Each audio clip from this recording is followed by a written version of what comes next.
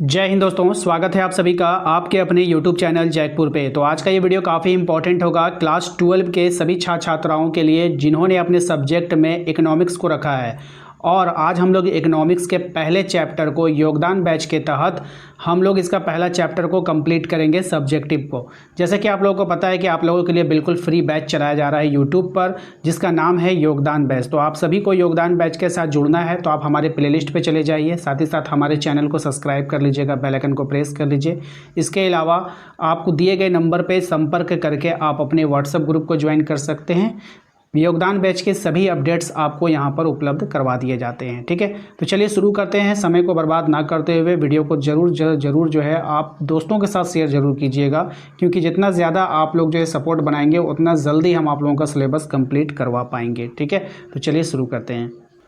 तो आज के इस पहले चैप्टर में कुल प्रश्नों की जो संख्या यहाँ पर आप देख पा रहे हैं, 4 प्रश्न आपको अभ्यास में पूछा गया है।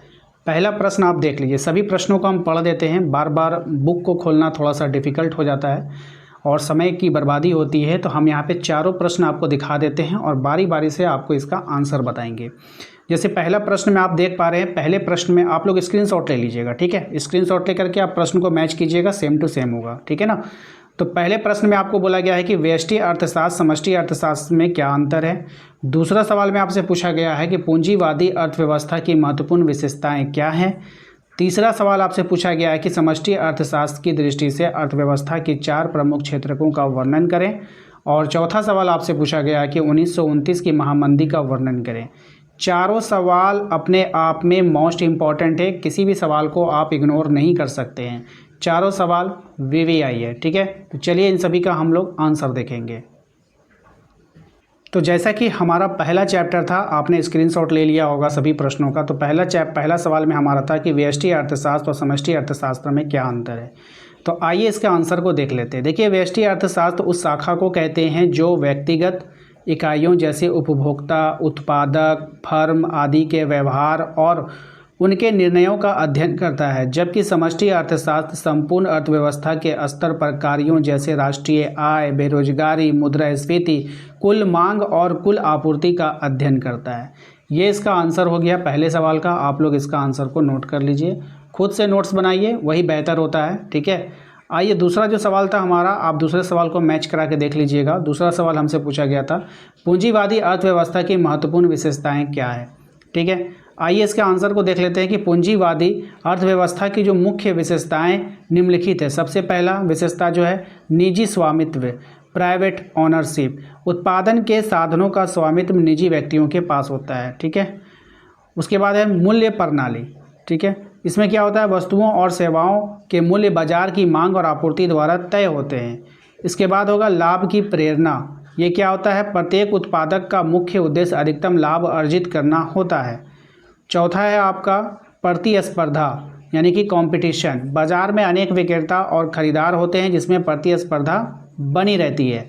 पांचवा है आपका उपभोक्ता की संप्रभुता। उपभोक्ता अपनी पसंद के अनुसार वस्तुएं चुनता है जिससे उत्पादन का निर्धारण होता है। ठीक है, आइए क्वेश्चन नंबर 3 में आपसे बोला गया था कि समष्टि अर्थशास्त्र की दृष्टि से अर्थव्यवस्था के 4 प्रमुख क्षेत्रकों का वर्णन करना है। तो ये तो आपका सवाल हो गया। जवाब में आपको यहाँ से लिखना है कि समष्टि अर्थशास्त्र के अर्थव्यवस्था की 4 प्रमुख क्षेत्र जो है वो इस प्रकार हैं। सबसे पहला घर परिवार क्षेत्र, श्रम और पूंजी जैसे साधनों की आपूर्ति करता है, वस्तुएं और सेवाएं क्रय करता है।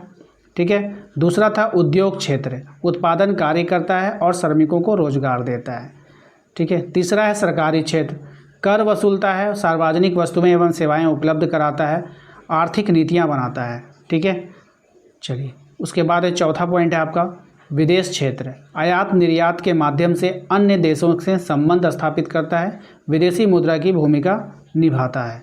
ठीक है, आइए अब आते हैं हम लोग क्वेश्चन नंबर 4, जो हमारा आखिरी सवाल था कि 1929 की महामंदी का यहाँ पर आपको वर्णन करने के लिए बोला गया है। तो चलिए इसके आंसर को देख लेते हैं। कह रहा है कि 1929 की महामंदी एक विश्वव्यापी आर्थिक संकट था जो अक्टूबर 1929 में अमेरिका के शेयर बाजार के धराशायी होने के साथ आरंभ हुआ और पूरे विश्व में फैल गया। इसके जो मुख्य बिंदु थे वो क्या थे, अमेरिका में स्टॉक मार्केट क्रैश हुआ। ठीक है, बैंकों का दिवालिया होना और व्यापार का ठप हो जाना, बेरोजगारी में भारी वृद्धि, करोड़ों लोग बेरोजगार हो गए। उत्पादन और व्यापार में गिरावट, मांग घट गई। इस संकट ने पूंजीवादी अर्थव्यवस्था की कमजोरियों को उजागर किया। इसके बाद सरकार ने अर्थव्यवस्था में सरकारी हस्तक्षेप को अपनाया। तो ये था टोटल 4 सवाल पहले चैप्टर से। चारों सवालों का आंसर हमने आपको करवा दिया है। आशा करते हैं आप लोगों को पसंद आया होगा। आप में से जिनका भी इकोनॉमिक्स है और जो इस वीडियो को देख रहे हैं, तो प्लीज़ कमेंट बॉक्स में आप अपना नाम और अपने ज़िला का नाम ज़रूर टाइप करें।